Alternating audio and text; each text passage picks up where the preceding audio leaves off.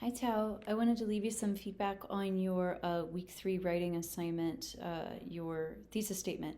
So, as a whole, I think that your plan for the paper is working quite well. I think that you have a clear claim presented. You have kind of written yourself a little plan here of how you plan to of how you plan to unpack your claim, and through the paragraphs that you have here, I can see you building. I can see you building this quite well. So as a whole, I think that this is working really well. Just a couple things that I want to talk to you about. This opening sentence. Come back to this and revise for clarity. Um, it reads pretty good up until uh, the this moment, uh, to the word story. Everything after that, the sentence, I feel like there's too much information in this sentence. It wouldn't be considered a run on, but I think that this sentence would actually be better suited broken into two sentences. Um, and having a clear opening sentence is really important in your essay, right? Because it's kind of like making a first impression. So I recommend going back and tweaking this opening sentence for clarity. Um, just a few things here and there with your sentences. Go back and edit for extra words that aren't really necessary and that are kind of clunking up your sentences. Right here is an example where you say he writes to show youthful readers on what happens. I think just get rid of on and just say what happens. Um, and I think it's implied that you're suggesting that his claim is indeed successful. It works through his literary techniques here, this list of 3 objects. So I think that this is working well.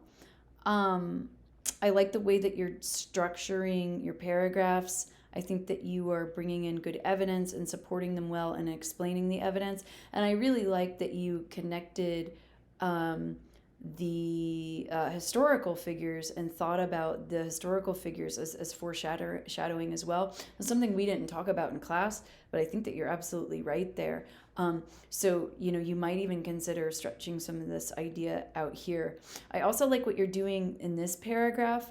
I think it's important, however, here to give a little bit more context as to what's going on with the man in order to talk about the direct quotation that you have here. So, in other words, you have a direct quotation of the internal dialogue of the psychologist, but since so much of this direct quotation, right, especially right here, is in reference to what the man is doing and saying, I would recommend getting in more description of the man here before this quote. So, in other words, the reader needs more context here. Um, so this is I think really working well. You've got two fully drafted pages. So I think at this point, where to take it from here, you're going to need to conclude. So you might think about, well, are there any counter positions here? Is there anything that May did not examine in as much depth that he should have?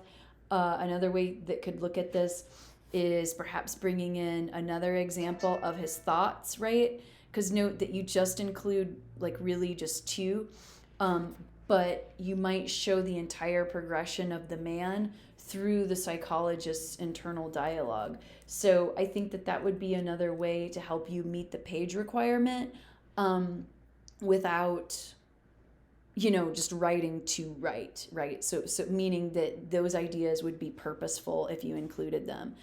So as a whole, I think it's working well. Just some small sentence level tweaking to make your clarity work. But this is looking good. I look forward to seeing where you take it.